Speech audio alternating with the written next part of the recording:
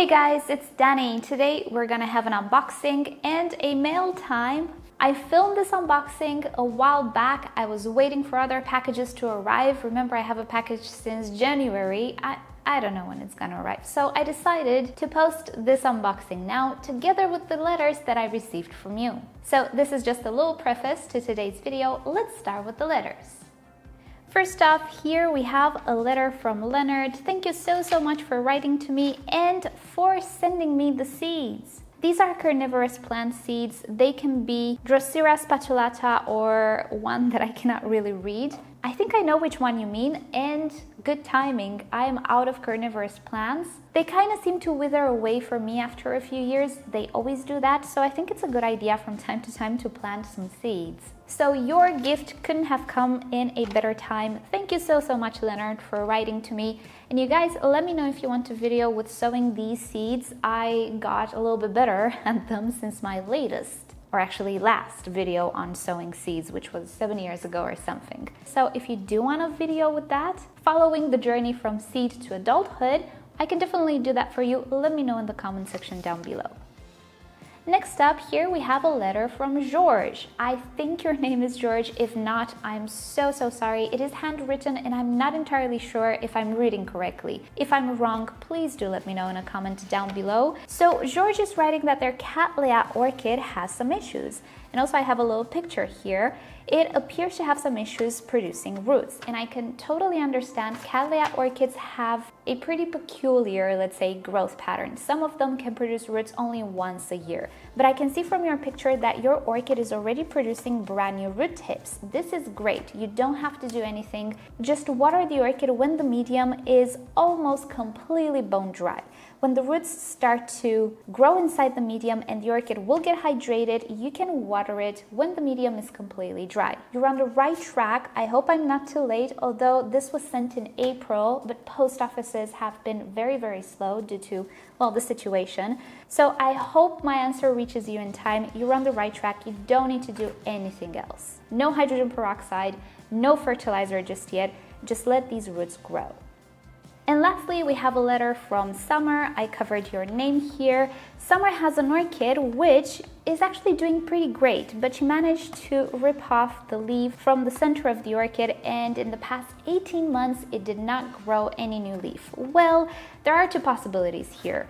One, the orchid will eventually start to push out a new leaf. The second option, which I think will happen, your orchid will start to produce a keiki from somewhere. If in 18 months it did not produce a new leaf from the crown might actually be damaged. So you can have a basal keiki, which will sprout from the very stem of the orchid, or you can actually have a flower spike keiki produced from one of the nodes on the flower spike. It can be here, it can be here. Don't cut the flower spike, treat the orchid normally.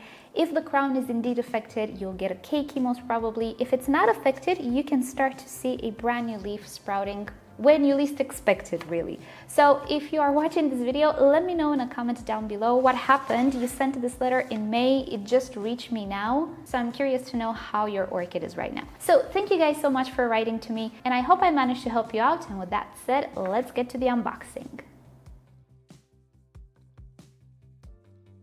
Hey guys, it's Danny. Today we are making one or two or three unboxings. Honestly, I don't know, because one of the boxes arrived, but the other two have not been sent yet, but I know they will be sent through PostNL. And that's kind of like a box of chocolates. You really don't know what you're gonna get. You might not get anything. It happened. So fingers crossed that by the end of this video, we're gonna have two more packages. If not, it's just this one. It is an unboxing nonetheless, so let's get right into it. This box contains a lot of wonderful orchids that I purchased from eBay from my favorite seller, Volter, in the Netherlands. And yes, you can expect quite a lot of species that are just wonderful. I don't really remember if I have hybrids, but I say let's hurry things up. Don't forget to like this video if you end up liking it, and why not subscribe to my channel as well? I post 3 times a week and sometimes even unboxings. Alrighty. Alright, so I think we're gonna start with a Vanda. Oh yay, the flower spikes are still intact. This is An Aerides odorata. I remember some of you guys said that I really should get this orchid about a year or two ago, and I just saw it for sale now, and I remembered that comment and I said, it's now or never. I'm gonna get this orchid because I really love fragrant orchids. I love Aerides generally, so I know that I'm gonna love this one. It has 3 flower spikes, 2 of which are coming from one stem and the other from the other stem. Do I have 2 or 3 stems here? Oh, I have 3. Or no, actually I just have 2. So yeah, it has a keiki, this plant, and both of them are creating flower spikes. That is cool. Next up, another Vandaceous orchid. Okay, this is not a species, but it's a really beautiful hybrid, at least in pictures. It doesn't really appear for sale very often, so that's why I bought it. This is Vanda lamellata crossed with Vanda boxali. It has white flowers with really beautiful red burgundy accents, at least that's how I see them in pictures. You know me, I just cannot refuse white and another color. The contrast is just up my alley. This is a younger plant actually, so it's probably not going to bloom this year, but that's perfectly fine. I really love the fact that it doesn't have a lot of roots, because it's gonna be really easy to adjust to pots. I may or may have not made the video with how I go about potting Vandas and how I go through the adjustment period. If I did, I'll link it down below. If not, well, look forward to that, because Vandas can actually be grown potted, but most probably many of these aerial roots will simply not adapt to the medium, so they will be lost. It's not necessarily a bad thing if you know they're gonna be lost. So yeah, when I'm recording this, I didn't do the video, but maybe when you see this video, I already did. Yes, I can time travel on YouTube. So the rest of the orchids should be pretty small, and I already see a very tiny one here. Which one? Oh, I know what this is. This is a glorious one. She's a miniature. I'll give you close-ups, don't worry. So this is a Lepanthes. I don't know it by heart and I cannot distinguish the writing, so you're just gonna have the names of all of these orchids on the screen. This is a miniature orchid. It's very dry. I'm gonna go hydrate it right now. It's mounted on the cutest mount ever, but I'm not gonna keep it on a mount, don't worry. But yeah, it's a wonderful miniature with beautiful leaves, and the flower is even cuter. I do have some plans with this orchid. So we're gonna discover it together, but now I'm gonna go put it in a glass of water because I am really nervous. It's really dehydrated, and this is a high moisture plant. This package has been sent through DHL. It only spent 2 days on transport, but it's summer. Can you imagine that orchid in transport for my typical time, which is a week? I don't think it would have lasted. Okay, another mount. What did I buy? Oh, this is a good one too. Look at this beauty, you guys. I got this for my houseplant series, or the types of videos dedicated more for houseplant enthusiasts, because does it look like an orchid or does it look like a plant you just want to grow because it looks like this? I think the latter, right? This is a Dendrobium. Can you believe it? It's a Dendrobium pseudo-equitans. Do you remember that Tolumnias were called equitant orchids? Maybe it has something to do with it, because this guy looks like a stretched out Tolumnia. But wait, there's more. When this one blooms, and I think it's this one, I might be wrong, I think it's this one. When it blooms, in pictures at least, the flowers look so whimsical. Many flowers on branchy flower spikes. And when it's not in bloom, it looks like this. Oh my goodness, it's the sweetest thing I've ever seen. I cannot say no. These are the types of orchids I'm really into right now. It looks wonderful. I love it. I'll tell you one thing though, this is not very comfortable. I kind of wish I did this on the table now. Ta-da! It's 2 of them. It's 2 Aerides. It's the Kirky, or Kirkii if you're a native English speaker. I want to give myself some Aerides orchids. I used to have 2 of them 7 years ago. They were amongst my first orchid species, and I used to do pretty okay with them until one day I remember it to this day. I had them hanging outside. I was babysitting my brother's dog, and all of a sudden some really wild winds were just bestowed upon us. And they took my oranges, they fell on the floor, and ever since then, I could not recuperate them anymore. I was a beginner, they were broken. It was pretty much the end of them. And ever since then, I didn't really have oranges. Don't ask me why, I sometimes don't even know myself. I love them, and I might have some setups for them in mind. Look at her, look at the pretty leaves. Aren't they just gorgeous? Another Vanda. Are we surprised? No, I love Vandas and they love my climate. It's not a Vanda actually, it's a Renanthera calcum. It's a really, really red Renanthera, which looks a little bit like the Philippines that I have, which is another very old orchid in my collection that I did a lot of wrong by. So she's taking her time to recoup, she's okay, but I really wanted to have another red Renanthera since I really love my Monachica and I'm doing so great with it. I'm hoping that I will not mess up too much with this one. I won't set it back as much, so I might get blooms sooner. Anyway, Renantheras are on the top of my list. I love them to bits. I have a lot of space for them on the terrace. Not so much space in the winter, but hey, we'll manage. We have a saying in our language, where an orchid fits, two can fit as well. Well, that saying actually refers to cars, but it can apply to orchids as well. I can make anything fit. I think I need a chair. My knees are killing me. Oh, you're gonna love this one. That's cute. Okay, this is, well, take a guess. What does it look like to you? It is actually vanilla, but it's not a planifolia. It's a Vanilla imperialis, which has a really, really beautiful flower. And it appears to me that it can bloom at smaller sizes. Anyway, I really liked it. I wanted to have another vanilla. My vanilla is, again, slowly recuperating from the loss of the growing tip. You might remember a few months ago I made an update. If you type MissOrchidGirl vanilla, you will find all of the updates with my vanilla on YouTube if you want to see it. But yeah, I was really interested in a new setup with this one, which, I don't know, I might be wrong. Maybe it doesn't grow as fast as the other one, which is a good thing because vanillas can actually outgrow their stakes really fast. And they're big, big vines. So I don't know, I was just really into this one when I saw it, and we'll see what we're gonna do with it. Oh, this one is so cute. It's a Coelogyne, which is another species that I wanna have more of. This is Coelogyne odorati. Maybe that's not the name, but again, I have some issues reading the tags. I don't remember exactly if this is a young orchid or not. It might actually be. If it's a miniature, all the better. The flowers are a little bit orange and very, very pretty. I've never seen it offered for sale. I actually didn't know it existed, but you know me, if it's orange, it's for me. So I was instantly drawn to it and I just had to have it. I am hoping that it's actually not a seedling, but a miniature, because Coelogynes can actually be quite big, and that's not always a good thing. So we'll see about it. Now, if you're wondering exactly how many orchids I have in here, many. It's a good one.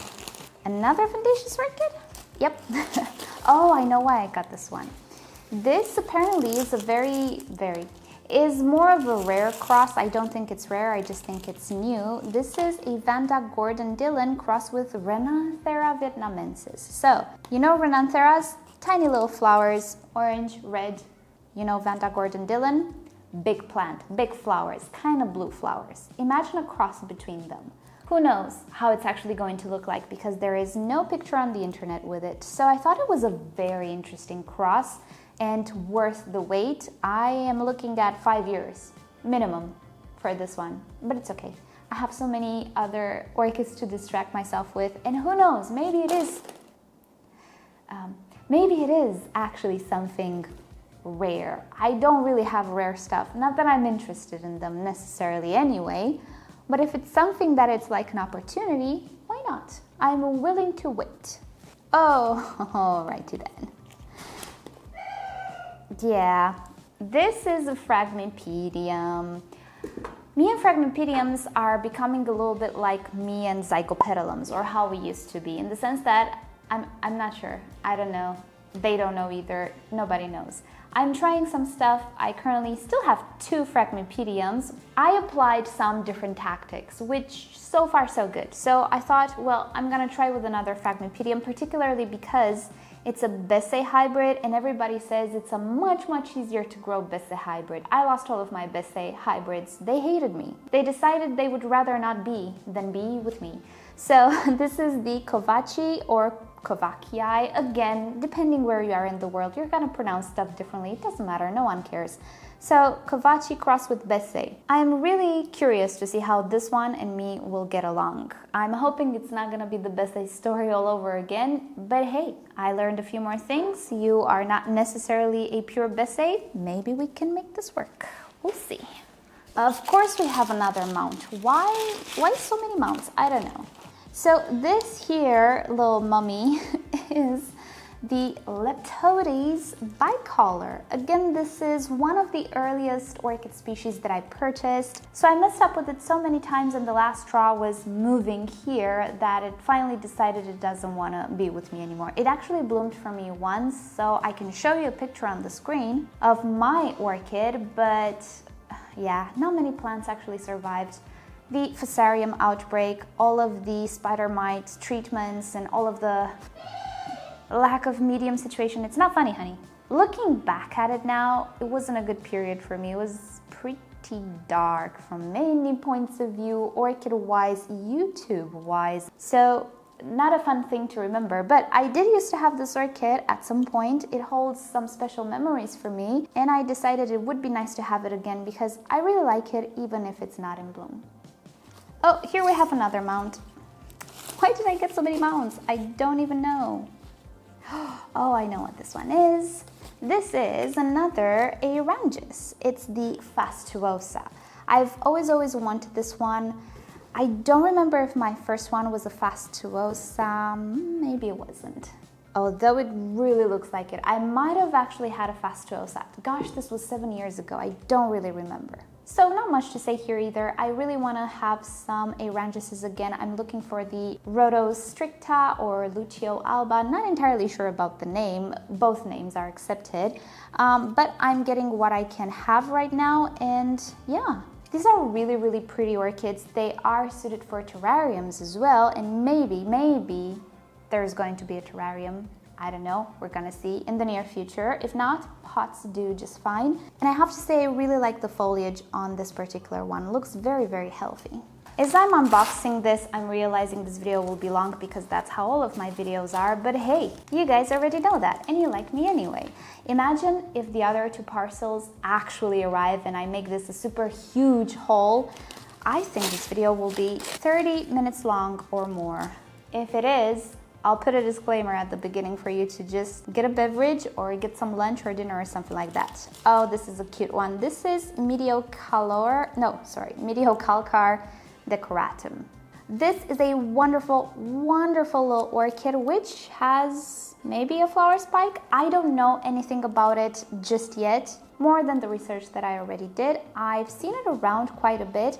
It's a really wonderful orchid for terrariums as well and small spaces. The flowers are beautiful. They're the cutest thing ever, very whimsical. So I might come up with a really cute setup for this one. I don't know, we'll see. It's not a super exciting orchid. That's how I see people consider it. Slightly boring maybe.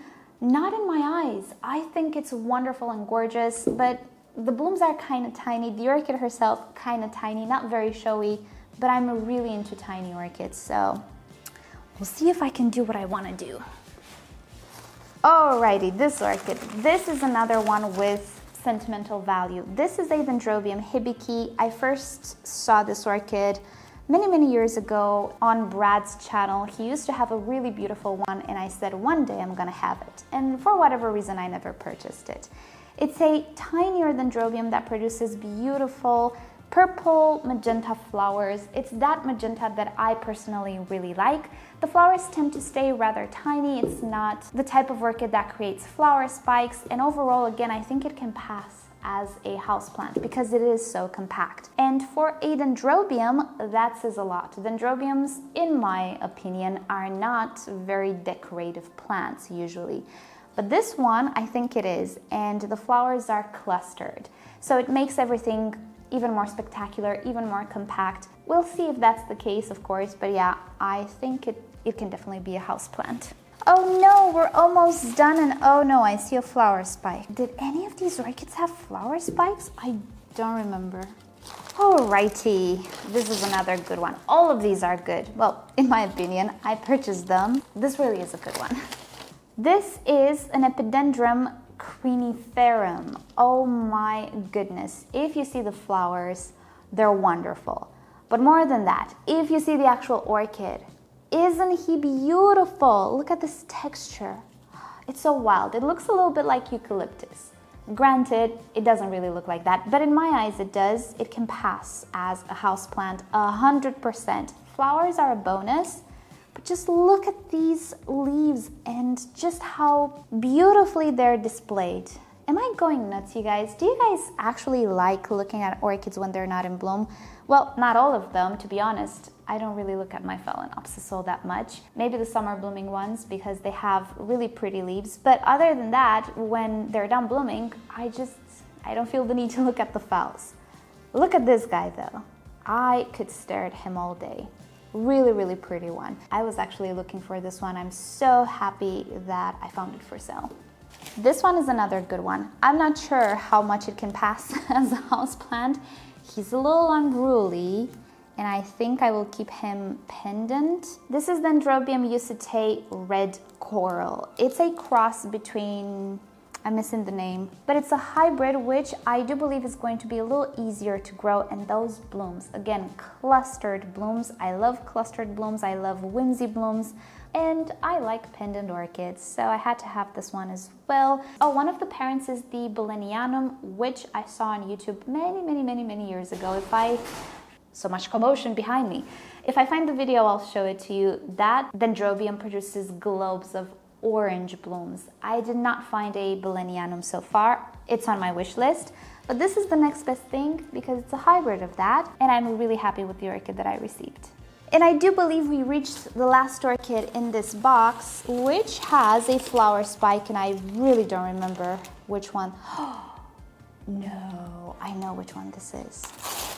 Why did I forget it had a flower spike? Oh, I hope the flowers last.